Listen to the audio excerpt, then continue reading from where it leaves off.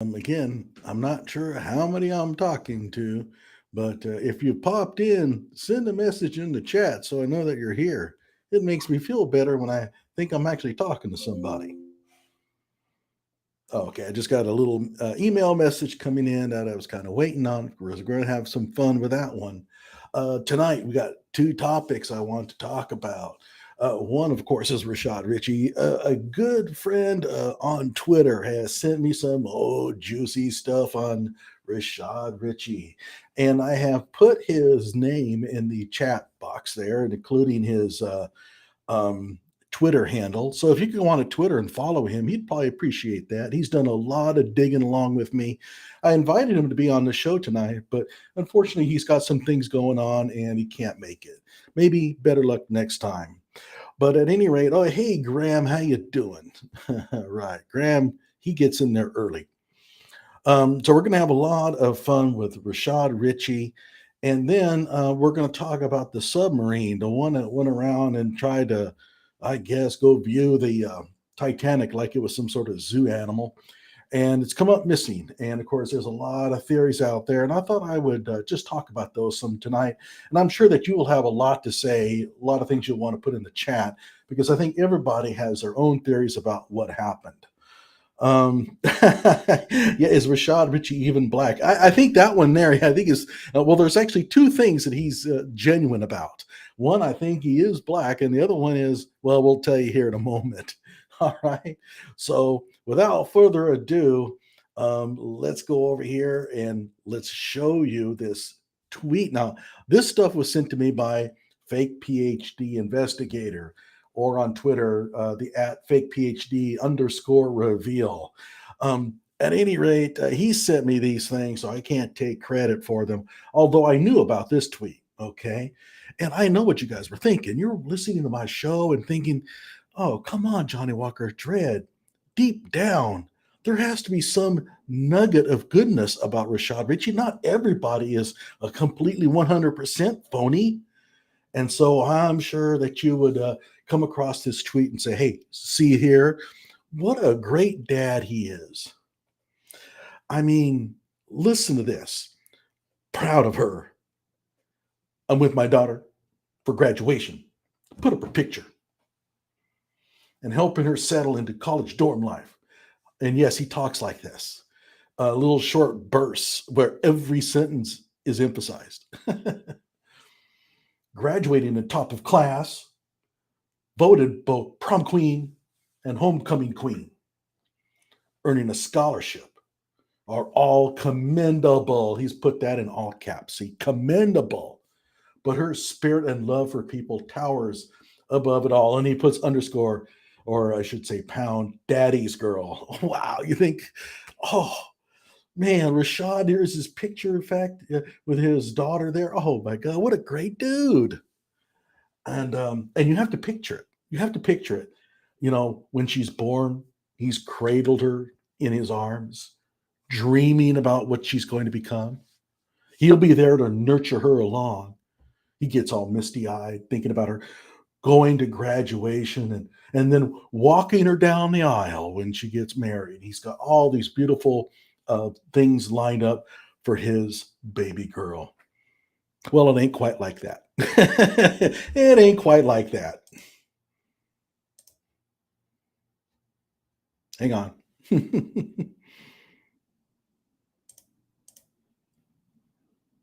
What did I do?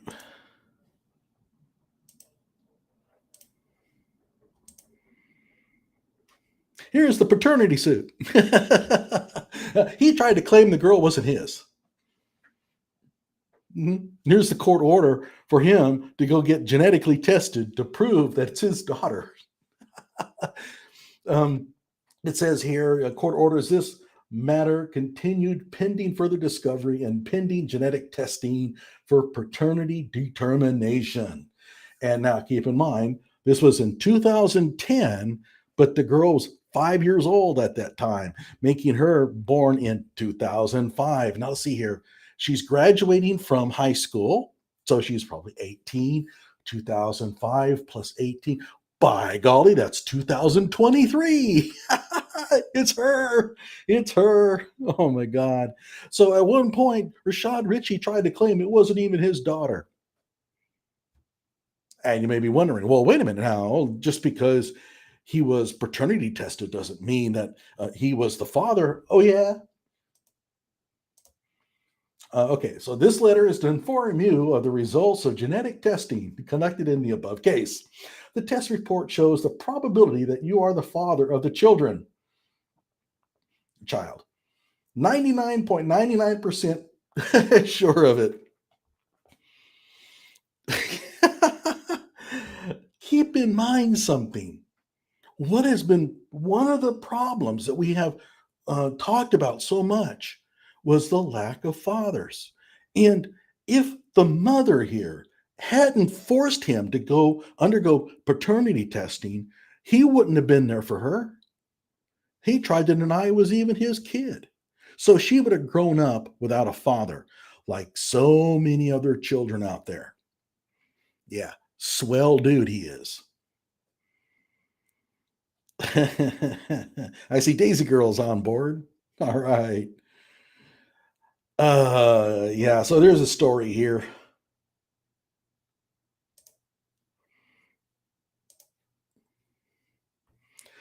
Dem's political director said the baby ain't mine, but DNA test says you are the father. And again, I can't take credit for this. This was fake PhD investigator who came across this stuff. His sleuthing skills are above mine. They really are. I do some pretty good work though. Okay. 2 years ago, Georgia Democratic Party political director, they let him be a political director. Wow. Actually, that does make sense though. Rashad Richey had his come to Maury moment. Much like those guys appearing on the Maury Povich show, proclaiming that the baby isn't theirs, Rashad Richey denied paternity of his child, who was 5 at the time.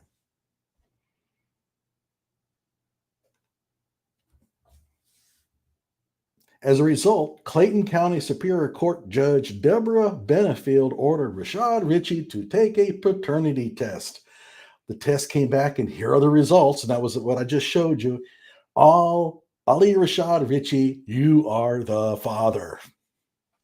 So you're just going to have to raise the kid. Oh, man. That's going to, inconvenience him so much. Are you going to show us clips from the Maury show? No. No, I don't think I've ever seen a single episode of it, to be honest. I never watched this stuff. Even when I was younger, I had no interest in it. That's right, folks. The Democrats' political director had to be hauled into court. Rashad Richey was ordered to take a paternity test. Rashad Richey was ordered to pay monthly child support of $798. That's where Democrat dollars are going in Georgia. To comply with the court ordering Rashad Richey to pay child support, whatever. Now, Democrats like to talk about the so-called Republican war on women. This is starting to get a little bit political, but I'll just go ahead and read it. As I've said before, philosophical disagreements over birth control and abortion rights do not equate to war on women. However, denying the paternity of a child is war on women.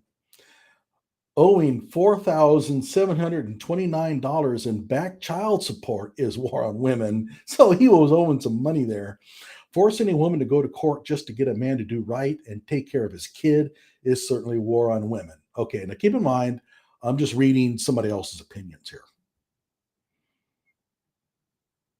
The Richard Bay Show. I've heard of it, never saw it. Rashad Richey, political director for the Democratic Party of Georgia, declared war on his woman, and the Democrats still defend him. The Democrats still pay him. Is there no end to their own hypocrisy? Okay, make out of that what you will.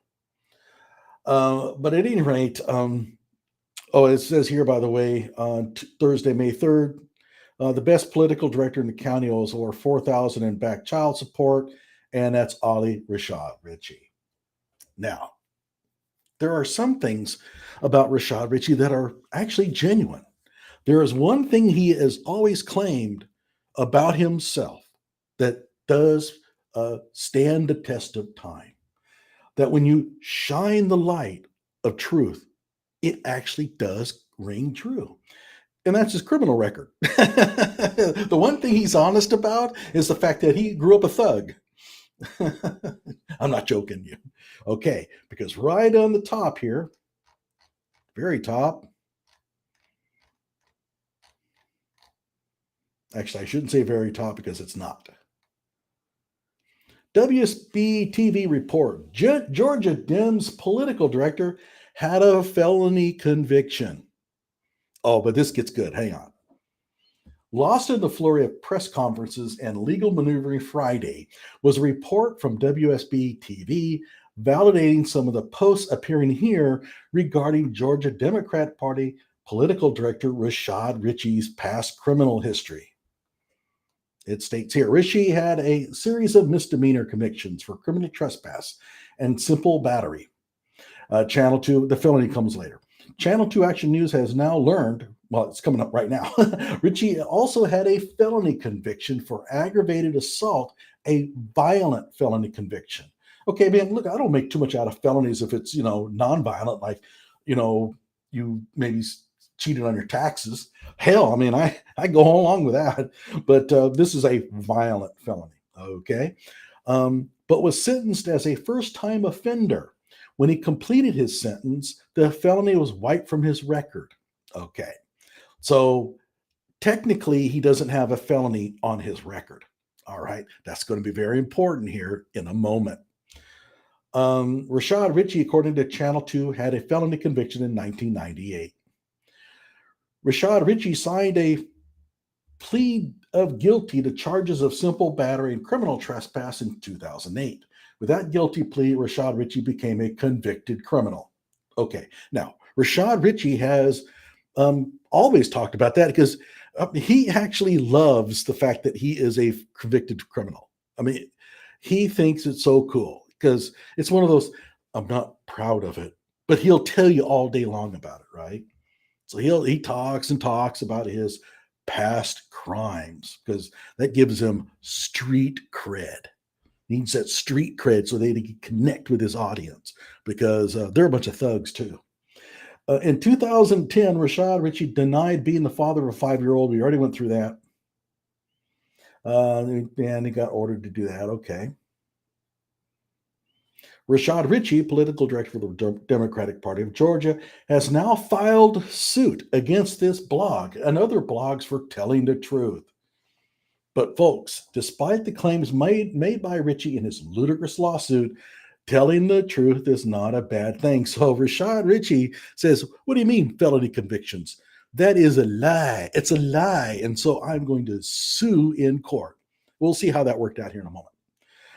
Telling the truth is good. The truth, as the Bible says, will set you free. So help defend the truth. Contribute to the Georgia Politics Unfiltered Legal Fund. I don't even know if this thing is still up, by the way, guys. It's kind of old. All right. So the claim here, he's had a couple of misdemeanor convictions. That's not in dispute. What is in dispute is he a convicted felon? All right. Let's read some more. All right, so this is an article by, it says here, Democratic political director sues Georgia bloggers for libel. Okay, and so it's going to reintroduce the fact that Rashad Richey is filing suit not only against this dude, but it says here a Democrat as well. So there were 2 blogs that were telling everybody, hey, this dude's a convicted felon, and Rashad Richey is suing both of them. Right? Because this is slander. This is libel. I can never get the 2 straightened out. This is defamation. There you go. It covers both of them. This is defamation. How dare they say that I've been convicted of a felony? Who, me? Oh, I can't believe this. Got to file suit and seek justice. All right, so let's read on. Several dozen Democratic activists, including several state lawmakers, turned out to provide the background for a news conference at a state party headquarters where the court action was announced. Rashad Richey worked on the 2010 campaigns of Gail Buckner, a candidate for Secretary of State, and Carol Porter, a candidate for Lieutenant Governor. Both women lost. He's a hell of a political director. In a sign of continued party turmoil, Chairman Mike Berlin said he has reason to believe that information on Richey's background was leaked from office files by a current member of the party staff. They leaked the fact that he had a felony conviction. That was stuff that they tried to make sure nobody knew about. Oh, the party of transparency?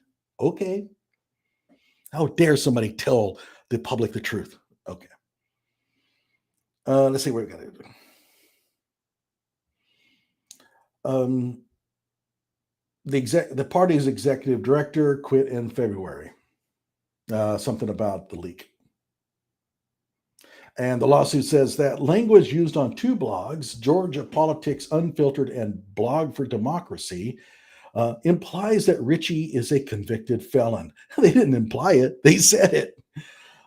Quinton Washington, Richey's attorney, confirmed that the 30-year-old state political director, as a 17-year-old, sought first offender status after being charged with aggravated assault in 1998. Such charges are erased after successful probation service. Okay. Other arrests were cases of mistaken identity or on misdemeanor charges, including one for driving with a suspended license. I hope that Rashad Richey hasn't blasted Kyle Rittenhouse for doing that. Oh, here's Rashad. I've made mistakes in my life, but that is exactly where they are in my past life. Some decisions I've made have been wrong and regrettable. I have atoned for these incidents and have made it my goal to ensure that others don't repeat the mistakes that I've made, Richey said, reading from a prepared statement. He took no question, so he doesn't deny it, right? He should get up there and says, felony conviction? Oh, hell no. Never. I swear on a stack of Bibles. I swear on my mother's grave. No felony convictions. Thran and Eccles spoke on his behalf, whatever. Public records on Richey's past have been dripped out by Georgia Politics Unfiltered since mid-April. Quinton Washington, one of Richey's attorneys, called the campaign a case of cyberbullying. Oh, Rashad Richey's complaining that he's being cyberbullied. Oh, you got to be kidding me. Good grief. I mean, lightning should come from the heavens above and strike him down. He's the biggest cyberbully on the internet.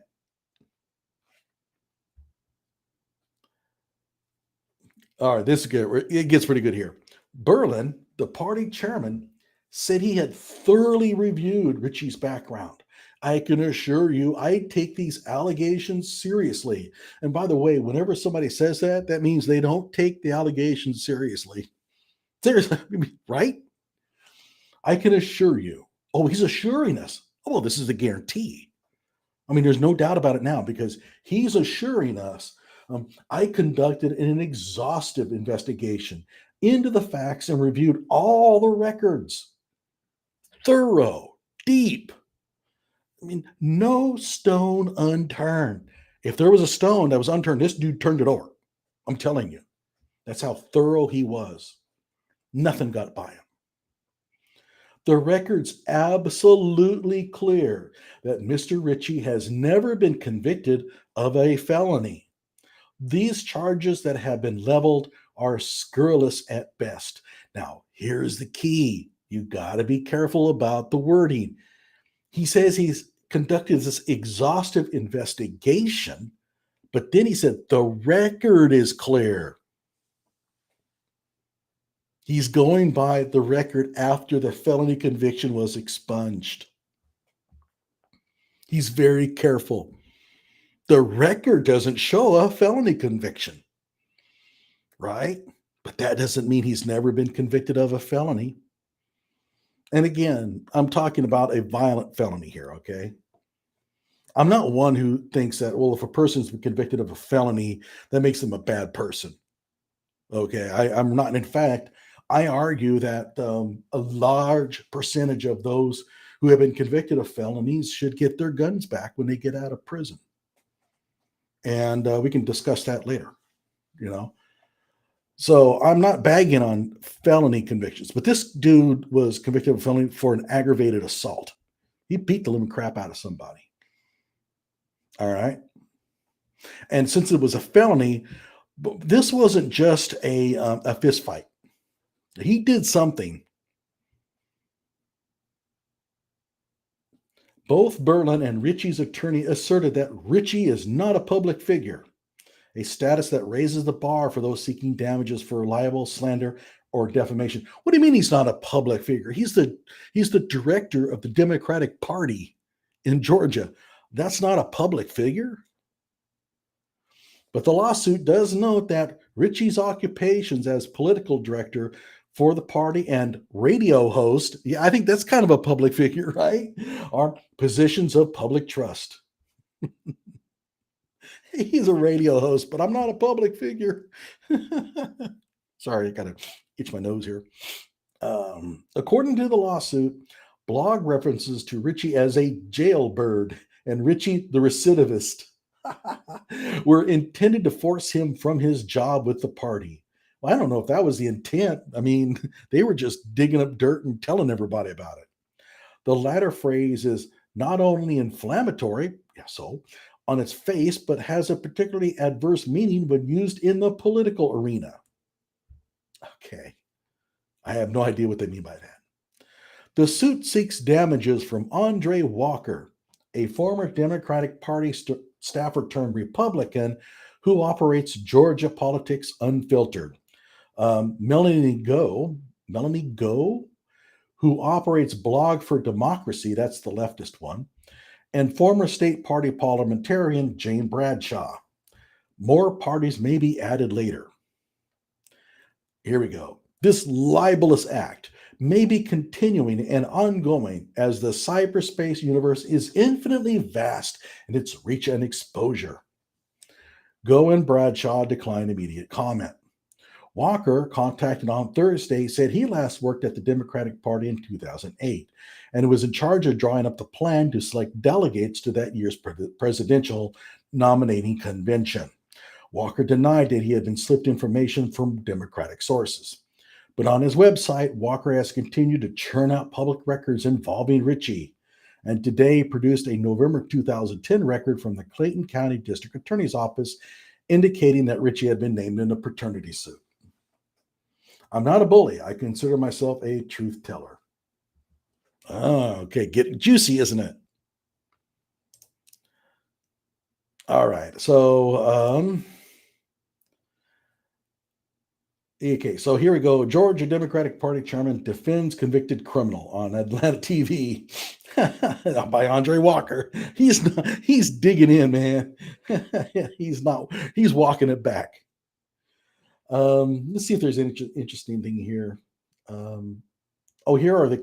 There's an image here of the actual convictions for the misdemeanors. Let me see here. I got it, I think. Yeah, there it is on Rashad Richey. All right. I'll post a link in the description. So if you want to go look at it, but he pled guilty to those.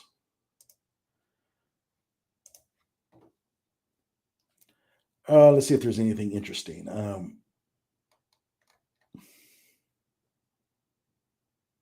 Okay, so now you may be wondering, well, who's telling the truth? I mean, Rashad Richey is telling everybody this is slander.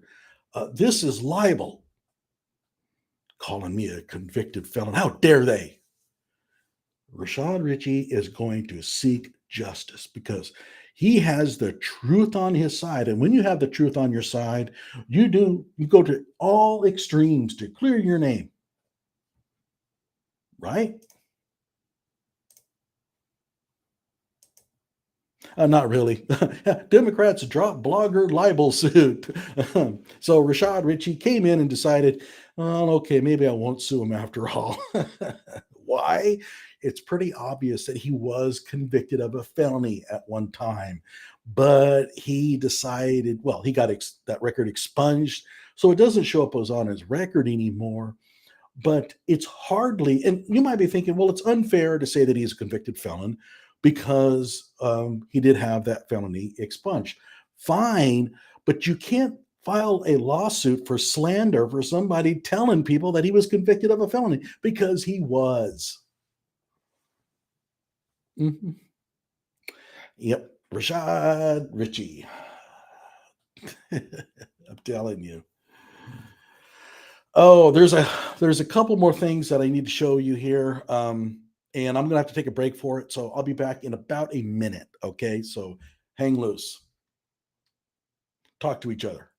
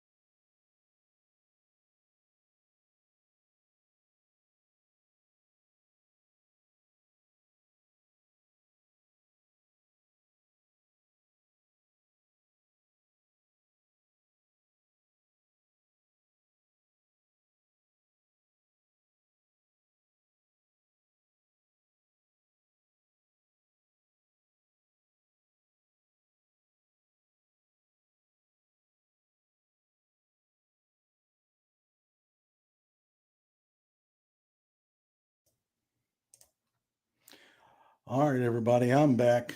I found what I was looking for. Let us go over to it. I think I have to blow that up a little bit, if it will. Yeah. I don't want to get the cookies from that place. All right, so what are we seeing here? Well, this is the Asia Pacific Business School of Business. It's their website. And as you can see, it has the logo here in the middle, the Asia Pacific School of Business. And you see these people here in the front, and they got a pretty nice backdrop there and a whole bunch of people sitting in the audience. And if you look at the audience, this doesn't look like Singapore.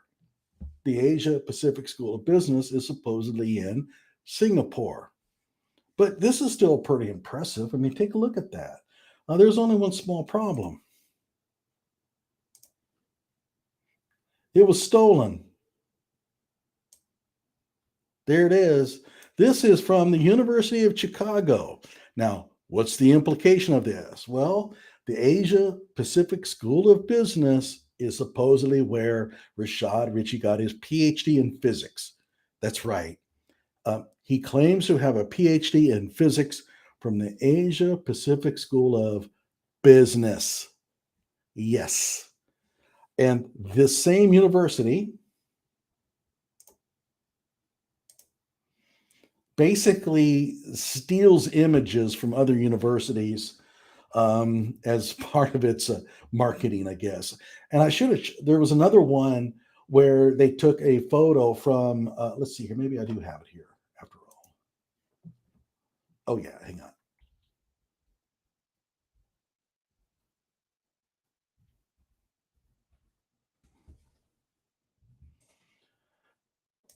Okay.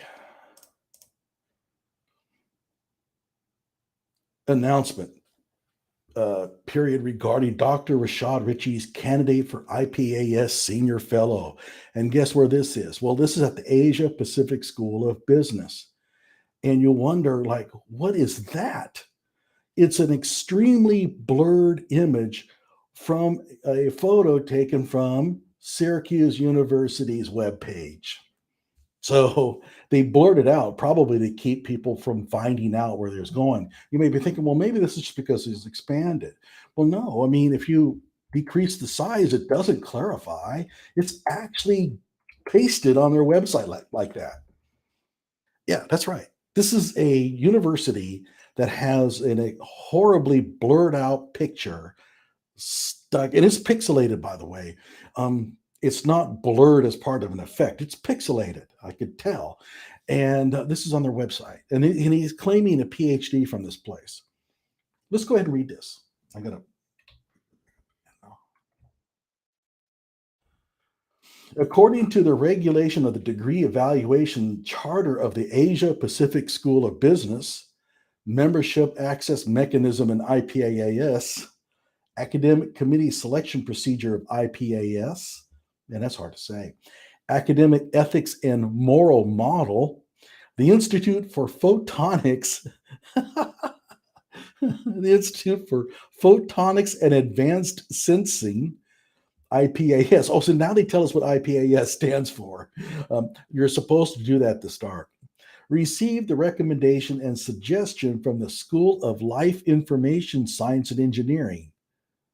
What the recommendation and suggestion? What recommendation and suggestion? Oh my God.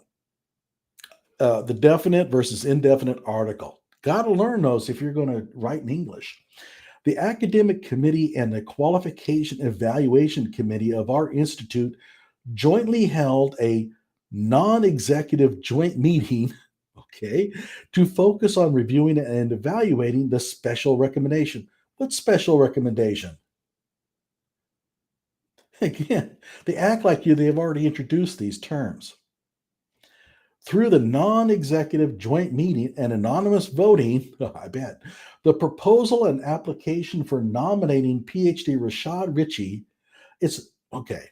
It's Rashad Richey, PhD, or Dr. Rashad Richey, reality Mr. You don't call somebody PhD Rashad Richey. As IPAS senior researcher, he's a senior researcher. I went on Google. He has no articles, no publications. Submitted by the School of Life Information Science and Engineering, has been approved and passed, and now it is officially entering the publicity stage. This publicity valid for 15 working days. Okay, I've heard of that being done before. According to relevant regulations, during the publicity period, any academic ethics and morality misconduct will be disqualified. What? Read this a little more carefully. According to relevant regulations, during the publicity period, any academic ethics and morality misconduct, try that again, any academic ethics and morality misconduct will be disqualified. What? So you're going to disqualify any ethics and morality misconduct? That makes no sense. Who wrote this thing? All right, we read on. The Asia Pacific School of Business has always upheld academic ethics and morality and is well aware of the importance of maintaining academic purity. That doesn't go for like stealing images off other people's websites, obviously, and a teaching and research atmosphere. We will spare no effort to purify the academic environment. Oh, geez. And unswervingly advocate morality, charity, and fraternity. What about learning? Is that part of the university experience? In view of this, during this publicity period, any unit or individual has the right, to submit reports or clues to this agency. Clues? So you have a clue. If there is any misconduct that violates the academic ethics and ethics, the academic ethics and ethics, please contact directly Haven James. And it's signed by Mika Kim, the chancellor of the Asia Pacific School of Business, and some person's scribble, president of the Asia Pacific School of Business. Oh, here's a little clue to all you people who put up university websites. You might want to put the name of the person as well, because I can make out Mika Kim, but I can't make out the person over on the right.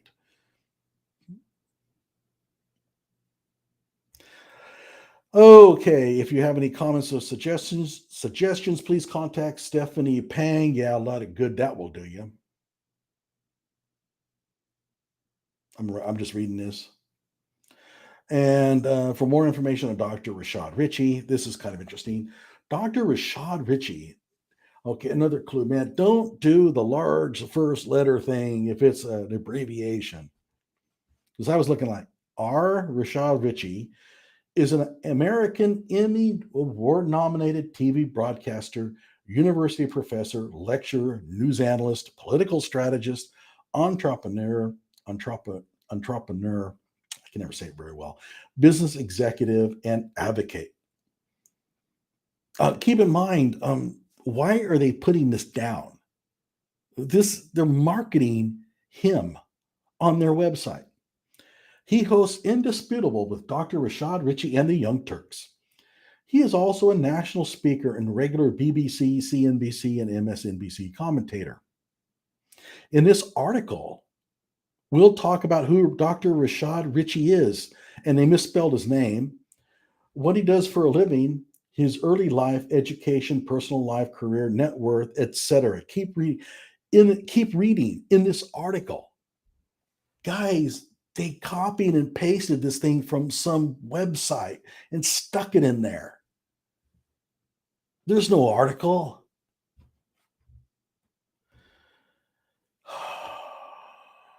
I mean, the Asia Pacific School of Business is obviously a diploma mill. I mean, they don't teach anything, you buy your diploma. That's obvious. But they could do at least a better job of making it look real. Misspelling half the names, half the words on a blog article, copying and pasting from a source that's not even relevant. Yeah, I'm sure his PhD in physics was really rigorous. All righty. I know that you're probably sick of hearing about Rashad Richey. So am I. So I thought I'd talk a little bit about the submarine, man. I tell you, this one bothers me a lot. I mean, and it should. This is a really sad story, and I hear a lot of people kind of clowning off about it. But you know, I'm thinking about this. This is about the worst thing that can happen to somebody. Just about. Think about this. You're the father, and you took your kid down in this submarine that looks like now you're not going to make it out alive. And you have to spend the next few days staring at your kid who you probably killed. It was probably your idea to go down. You probably paid for it. And now you have to explain to your kid that we'll never see the light of day again. They have another day or so. Guys, they're not going to be able to get them. Even if they find them, they're always talking about, we got to find them. What good does that do you? You still have to retrieve them. You're going to have to pull them to the surface. You can't open the thing underwater. You wouldn't be able to do it anyway. The pressure differential, pressure gradient, or whatever is so great between the outside and the inside that you're not going to be able to open any hatches until you get the thing to the surface. So, how do you do that? The CBO, by the way, if he was, I don't know what his responsibilities are to the company, but keep in mind, they're probably going to die there. And he's with them. What's he saying to them? I'm sorry? It's your sub. Now, keep in mind, he's a CBO.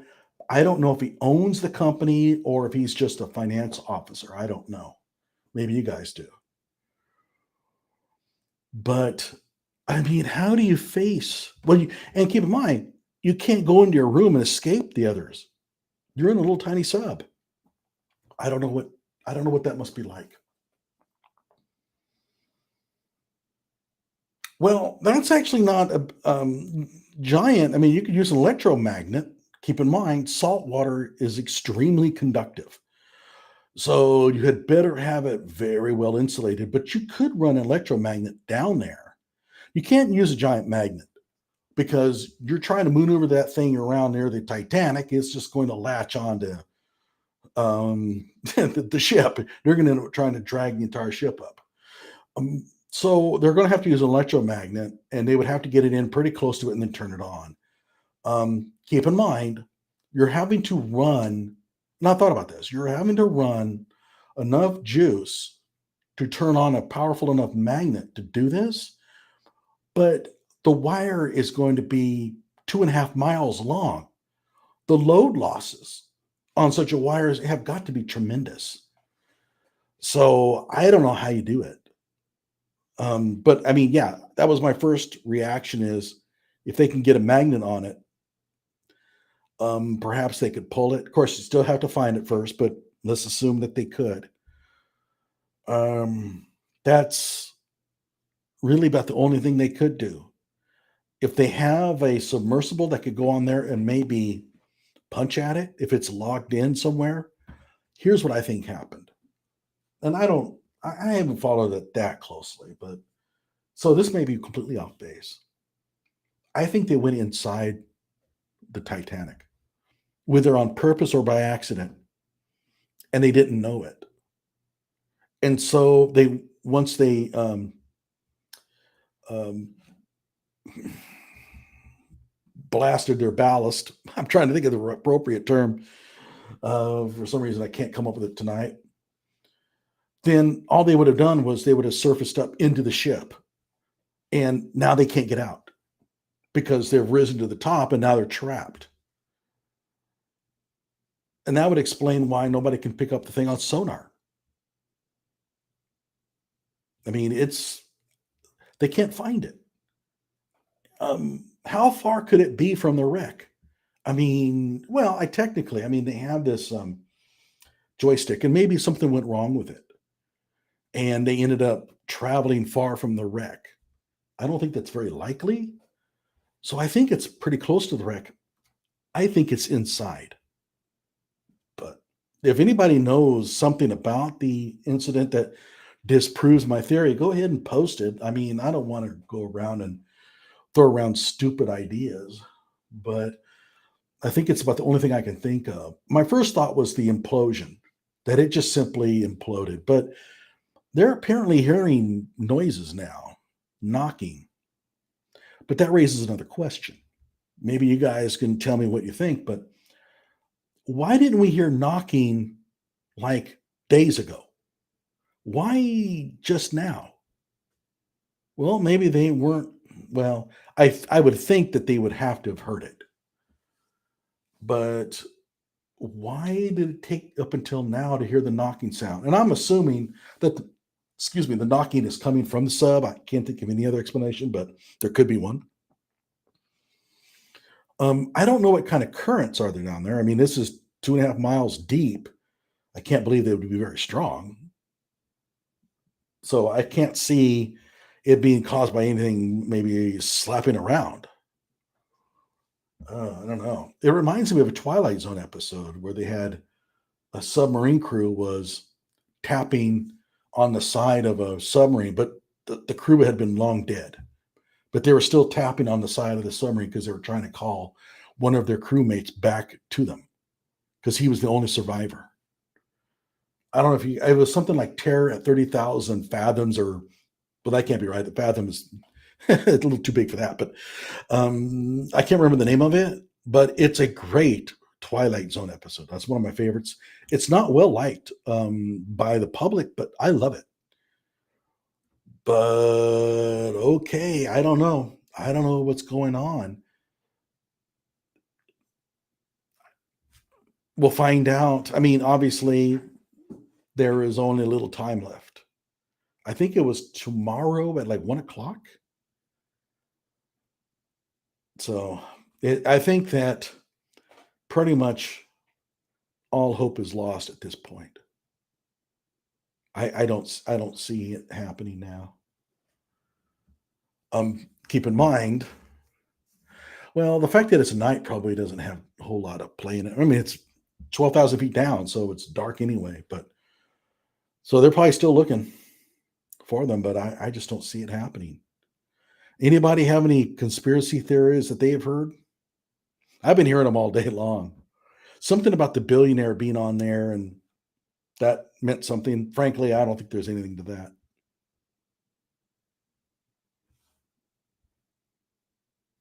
Yeah. Oh, I should mention, I missed this one here. Eric's talking about Rashad Richey, about the convictions, and is bragging about the past criminal record and makes him appear as upwardly mobile. Yeah, I see it. I mean, I do a little bit of that myself. I never actually graduated from high school, but I did go on to get an advanced degree. So, I guess it shows that I've moved on up. But then again, it was a lot harder not having a high school diploma. So I would not recommend that to anybody. It's nothing to be proud of because I mean, I didn't get a high school diploma because I was lazy. It's hard to be proud of that. So I think that the sub is inside the Titanic somewhere. It has blown its ballast. It's risen up to the top and it's trapped. And if that's the case, um, I can't imagine the horrors that those men are facing.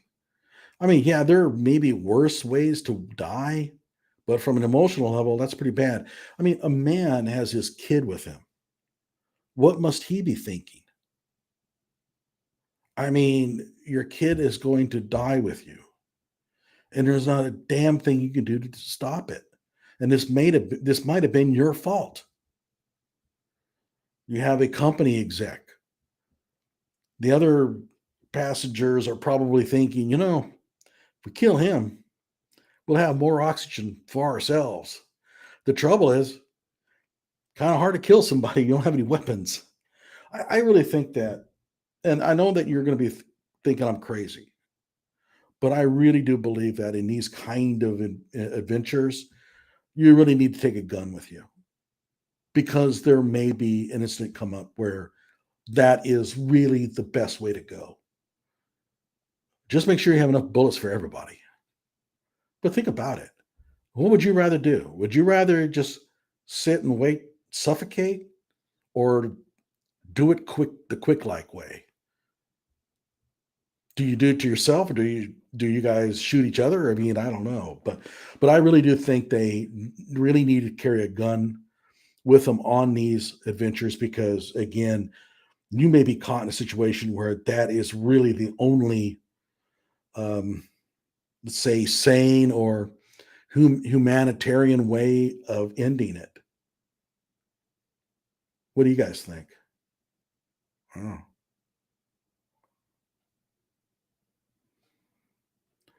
Well, I've spent all I want to talk about as far as the submarine goes. And thanks for joining in tonight. I think I'm going to head on out. I wanted to get those last little kicks in on Rashad Richey. And by the way, at this point, I'm going to start writing some people about his background. I think there's some graduate schools that need to know about what he's done. There is a college that he claims to have worked and for which could not have possibly have hired him. And I think the Young Turks need to know. I mean, I don't think that the Young Turks are so stupid they don't think that he's sort of inflated his academic background some. I don't think that they realize how extensive that is and how much of his overall LinkedIn is just made up. So I'm going to work on that. And by the way, when you mail like the dean of graduate studies at a university, you carbon copy the school newspaper. Because when you carbon copy the school newspaper, now the students are expecting you to do something.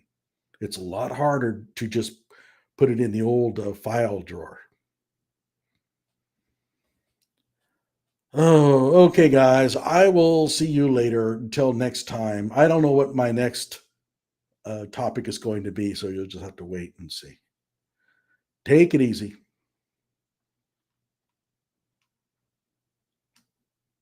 Yeah, I got to turn this thing off.